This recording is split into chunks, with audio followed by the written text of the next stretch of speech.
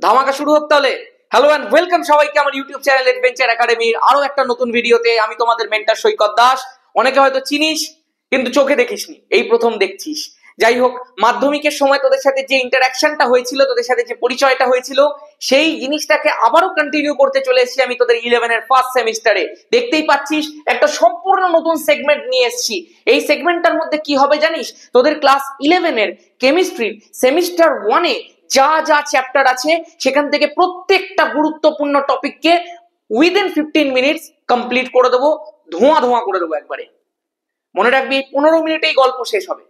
আজকের যে টপিক আছে সেটা হচ্ছে ইলেকট্রন বিন্যাস পরমাণুর গঠন চ্যাপ্টার থেকে। তোরা প্রত্যেকে আমাকে বলেছিস পরমাণুর গঠনের উপর একটা ডিটেল ধামাকা রিভিশন ভিডিও আনতে, সেটা তো আসছেই, কিন্তু তার আগে এই সেগমেন্টটা কিন্তু একটু বিশেষ গুরুত্ব রাখবে সেটার মধ্যে। মনে রাখিস কথাটা, তুই কেমিস্ট্রিতে যেখানেই চলে যাস, তুই কেমিস্ট্রিতে যাই পড়তে যাস, ইলেকট্রন বিন্যাস ছাড়া কিন্তু কিচ্ছু হবে না। তাই আমার মনে হলো এই সেগমেন্টটাকে শুরু করার সব থেকে ভালো টপিক হচ্ছে ইলেকট্রন বিন্যাস। চল শুরু করা যাক আজকে ইলেকট্রন বিন্যাসের গল্প। প্রথমেই দেখতে পাচ্ছি উপকক্ষ এবং তাতে সর্বোচ্চ ইলেকট্রন সংখ্যা। তোরা প্রত্যেকে জানিস আমরা যেমনি কক্ষপথ জেনেছি ঠিক তেমন ভাবেই উপকক্ষ জেনেছি। আমরা প্রত্যেকে জানি এস, পি, ডি এবং এফ, এই চারখানা উপকক্ষ কিন্তু আমাদের রয়েছে। এবং আমরা এটাও জানি যে কক্ষপথের যেমনি মুখ্য কোয়ান্টাম সংখ্যা আছে, ঠিক একই রকম ভাবে উপকক্ষের জন্যও গৌণ কোয়ান্টাম সংখ্যা আছে। তোরা প্রত্যেকে জানিস যে কোয়ান্টাম সংখ্যা যেগুলো থাকে সেগুলোকে ছোট হাতের অক্ষর দিয়ে লিখতে হয়। তার মানে দাদা, এই যে উপকক্ষের মধ্যে যে গৌণ কোয়ান্টাম সংখ্যা সেটাকে কি দিয়ে লিখবো? আমি বললাম ছোট হাতের এল দিয়ে লিখবি রে। আর এই মনে রাখবি কথাটা, এল এর ভ্যালুটা কিন্তু 0 থেকে শুরু হয়। তার মানে দাদা, এই যে এস উপকক্ষের জন্য গৌণ কোয়ান্টাম সংখ্যার ভ্যালুটা 0 হয়ে যাবে। আমি বললাম একদম দাদা। পি এর জন্য 1 হয়ে যাবে, ডি এর জন্য 2 হয়ে যাবে, আর এফ এর জন্য 3 হয়ে যাবে। আমি বললাম একদম দাদা। এই গৌণ কোয়ান্টাম সংখ্যাটা লাগে কিসে? গৌণ কোয়ান্টাম সংখ্যা একটা উপকক্ষের মধ্যে সর্বোচ্চ ইলেকট্রন সংখ্যা বার করতে কাজে লাগে। তাহলে চল একটুখানি উপকক্ষের সর্বোচ্চ ইলেকট্রন সংখ্যাগুলো বার করা যাক। তোরা প্রত্যেকেই হয়তো জানিস কিংবা জানিস না যে সর্বোচ্চ ইলেকট্রন সংখ্যা বার করার একটা ফর্মুলা আছে। ফর্মুলাটা কি বলতো? ফর্মুলাটা হচ্ছে 2 × 2l + 1। এখানটায় এই এলটা হচ্ছে প্রত্যেকটা উপকক্ষের গৌণ কোয়ান্টাম সংখ্যা। তাহলে যদি তেমনই হয়, তাহলে প্রথম উপকক্ষটা ধর এস উপকক্ষ। এস এর ক্ষেত্রে স্বাভাবিকভাবে এল এর ভ্যালুটা 0 হয়। তাহলে দাদা সেখানে সর্বোচ্চ ইলেকট্রন কতগুলো বেরোবে? না 2 × ভালো করে ফর্মুলাটা দেখে নে, 2 × 2l + 1। তাহলে এল এর জায়গার মধ্যে কত বসাবি বল? 0 বসাবি। তাহলে 2 × 0 + 1, অ্যান্সার কত হয়ে গেল? 2 × 0 মানে 0, +1 মানে 1, × 2 মানে 2। আমি আশা করতে পারি বিষয়টা বোঝা গেছে। দাদা যদি আমরা এস এর পরে পি দেখি, দেখো তাহলে এল এর ভ্যালুটা 1 হয়ে যাবে। তাহলে দাদা ওই 2 × 2l + 1 ফর্মুলা থেকে লিখতে পারি 2 × 1 + 1। আমি বললাম একদম। 2 × 1 মানে 2, +1 মানে 3, × 2 মানে 6। নেক্সট কি দাদা? নেক্সট হচ্ছে দেখো ডি উপকক্ষ, এল এর ভ্যালুটা কিন্তু হচ্ছে 2। তাহলে দাদা 2 × 2 + 1, 2 এ 2 এ 4 + 1 মানে 5, 5 × 2 মানে 10। তারপরে দাদা এফ উপকক্ষ, এল এর ভ্যালুটা কিন্তু হয়ে গেল 3। তার মানে দাদা লিখতে পারি 2 × 3 + 1, 3 × 2 = 6 + 1 7 × 2 মানে 14। এটাকে মনে রাখার আরো একটা ধরন আছে। দেখ 2 থেকে শুরু, তারপর 4 4 করে বাড়ছে, +4 +4 কিন্তু অবশ্যই ফর্মুলা দিয়ে মনে রাখাটা বেশি ভালো। এবং তোরা হয়তো কেউ জানিস এই যে ফর্মুলার মধ্যে একটা টুইস্ট আছে কক্ষক আর সর্বোচ্চ ইলেকট্রনের, সেগুলো কোথায় জানতে পারবি? যে ওয়ান শট রিভিশনটা আসছে সেটার মধ্যে জানতে পারবি। এইবার একটুখানি দেখা যাক। তোরা প্রত্যেকে জানিস কক্ষপথের ভেতরে উপকক্ষ থাকে এবং সেই উপকক্ষগুলোকে কক্ষপথের মাধ্যমে প্রকাশ করা হয়। তুই বলবি দাদা কিভাবে? যেমন ধর কে কক্ষপথের মুখ্য কোয়ান্টাম সংখ্যা 1 হয়, সেই জন্য এটার মধ্যে একটাই উপকক্ষ থাকে, সেটা হচ্ছে এস উপকক্ষ। এল কক্ষপথের মধ্যে দুটো উপকক্ষ থাকবে, তার কারণ এর মুখ্য কোয়ান্টাম সংখ্যা 2। একটা উপকক্ষ হবে এস উপকক্ষ, আরেকটা উপকক্ষ হবে পি উপকক্ষ। তাহলে এই যে প্রথম কক্ষপথের এস উপকক্ষ, এইটাকে লেখা হয় 1s। দ্বিতীয় কক্ষপথের এস উপকক্ষ, এইটাকে লেখা হয় 2s। দ্বিতীয় কক্ষপথের পি উপকক্ষ, এটাকে লেখা হয় 2p। তুই আমাকে প্রশ্ন করতে পারিস যে দাদা এই 1s আর 2s এগুলো কি সেম? আমি বললাম একদম না, এই প্রত্যেকটা উপকক্ষের এনার্জি ডিফারেন্ট, আর এই এনার্জি কিন্তু একটা ঊর্ধ্বক্রম আছে। আউটবাউয়ের নীতি অনুসারে কিন্তু এইটাকে প্রকাশ করা হয়েছিল n+l নিয়ম মেনে। যারা যারা এই বিষয়গুলো জানিস না তাদেরকে বলবো, আমার কেমিস্ট্রি একটা ব্যাচ চলে, সেখানে অবশ্যই ভর্তি হতে পারিস। আমি কিন্তু প্রত্যেকটা জিনিসকে খুঁটিয়ে খুঁটিয়ে করাই, একটাও প্রবলেম থাকবে না, গ্যারেন্টি দিতে পারি, কেমিস্ট্রি শিখিয়ে দেবো। চল একটুখানি মন দিয়ে দেখ। তাহলে আউটবাউ নীতি অনুযায়ী n+l নিয়ম মেনে যে ঊর্ধ্বক্রমটা তৈরি হয়েছে সেটা আমি জাস্ট একবার লিখে দিই।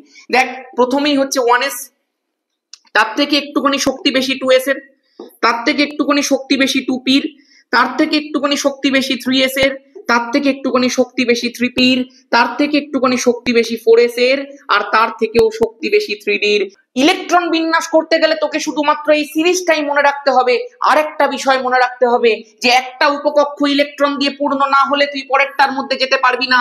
তুই বলবি দাদা ইলেকট্রন দিয়ে পূর্ণ মানে সর্বোচ্চ যতগুলো ইলেকট্রন তার মধ্যে ধরে ততগুলো যতক্ষণ না প্রবেশ করে যাচ্ছে, মানে এস এর মধ্যে সর্বোচ্চ দুটো ধরে, তো যদি এর মধ্যে দুটো প্রবেশ করে যায় তাহলে এসটা পরিপূর্ণ হয়ে গেল, তাহলে চলে যাও 2s এ।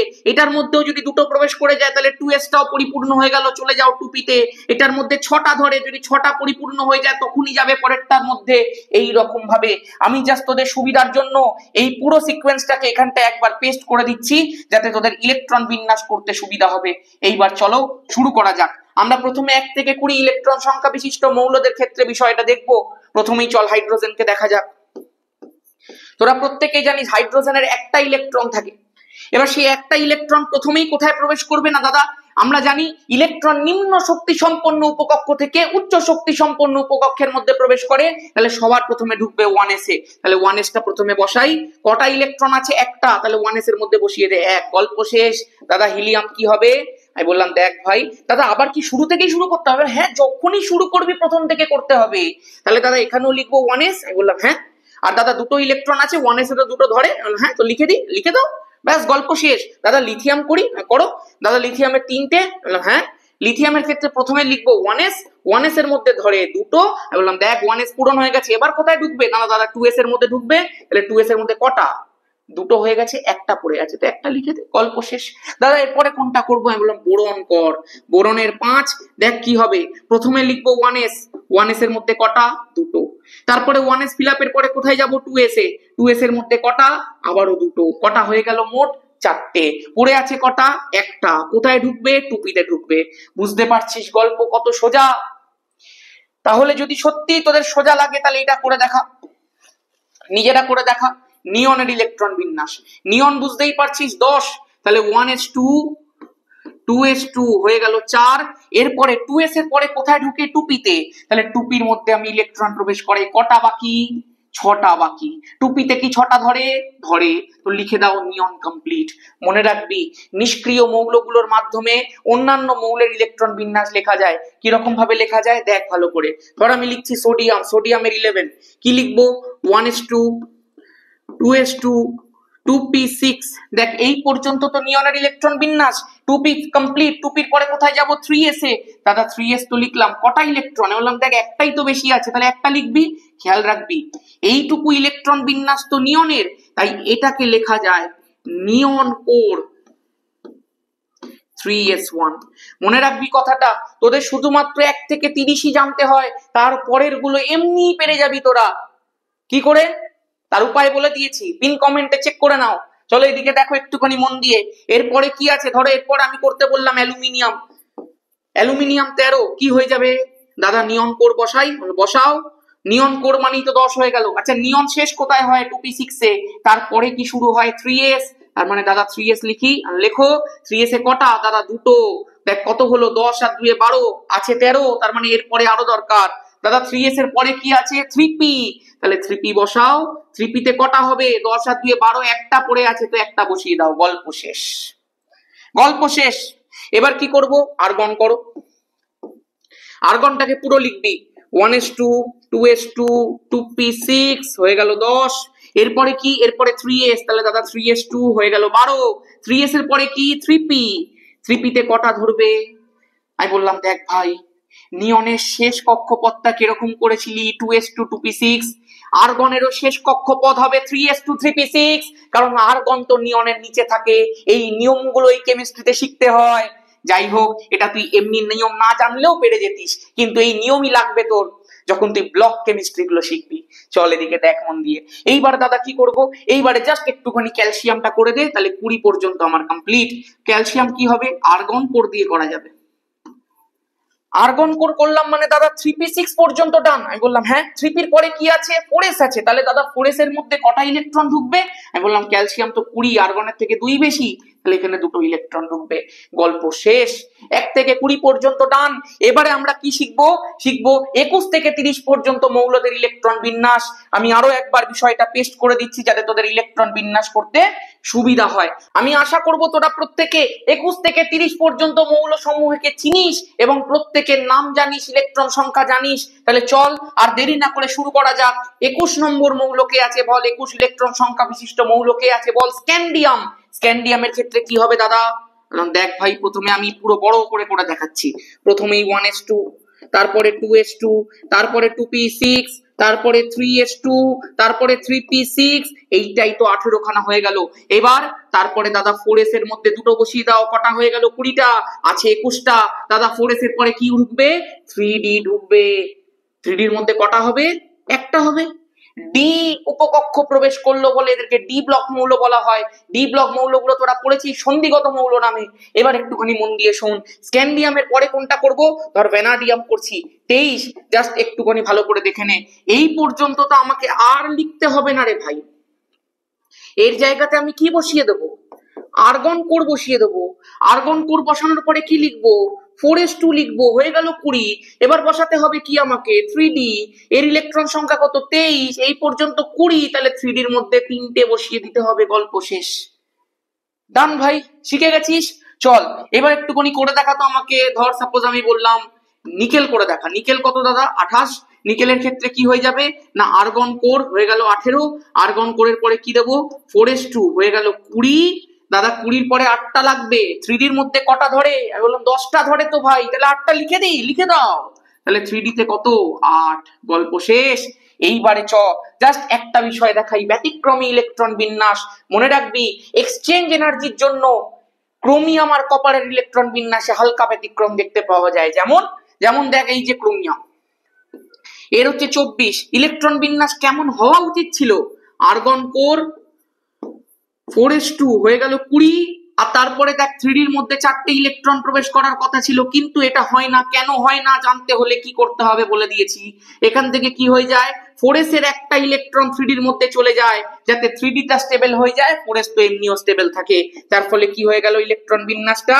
Argon core 4s1 3d5। আমি আশা করতে পারি প্রত্যেকের কাছে ক্লিয়ার আছে। একই রকম ভাবে কপারের ইলেকট্রন বিন্যাসটা কি হয় দাদা? কপার 29। কপারের ক্ষেত্রে দেখ আর্গন কোর হওয়ার কথা ছিল কি? 4s2 3d9, কিন্তু কি হয় জানিস? 4s এর একটা ইলেকট্রন এখানটায় জাম্প করে এবং যার ফলে ইলেকট্রন বিন্যাসটা হয়ে যায় আর্গন কোর 4s1 3d10। অর্ধপূর্ণ আর সম্পূর্ণ ইলেকট্রন বিন্যাস অনেক স্থায়ী। ছেলেমেয়েদেরকে এটা শেখানো হয়, কিন্তু কেন স্থায়ী বেশিরভাগ ছেলেমেয়ে জানে না। এক্সচেঞ্জ এনার্জির কনসেপ্ট বেশিরভাগ ছেলেমেয়ে জানে না। এইগুলোকেই শুধরাতে হবে। প্রত্যেকটা বিষয় আসবে, আস্তে আস্তে আসবে। তোরা একটুখানি আমাকে সাজেস্ট কর, এর পরের 15 মিনিট ধামাকা কিসের ওপর চাস তোরা? প্রত্যেকটা চ্যাপ্টার যেগুলো ফার্স্ট সেমিস্টারে আছে সব কটার মধ্যে থেকে তুই বলতে পারিস আমি আছি, আমি করে দেব, কোনো চিন্তা নেই। জাস্ট মাথায় রাখবি যে প্রত্যেকটা ওয়ান শট রিভিশন, ধামাকা রিভিশন আসবে, সেগুলোকে অ্যাটেন্ড করিস। ফার্স্ট সেমিস্টারের আগে ধামাকা কোশ্চেন আনসার সেশন নিয়ে আসবো তোদের জন্য। আমি আছি, কোনো চিন্তা নেই তোদের। ভয় পাবি না একদম। শুধু খেয়াল রাখবি জীবনে কিছু করতে হবে। It's not over until you win. খেলা ততক্ষণ শেষ হয়নি যতক্ষণ না তুই জিতে যাচ্ছিস। লাস্ট লাইভটা শুধু একটুখানি দেখিয়ে দিই, তারপরে আমি এখান থেকে চলে যাচ্ছি। ঠিক আছে, টাটা।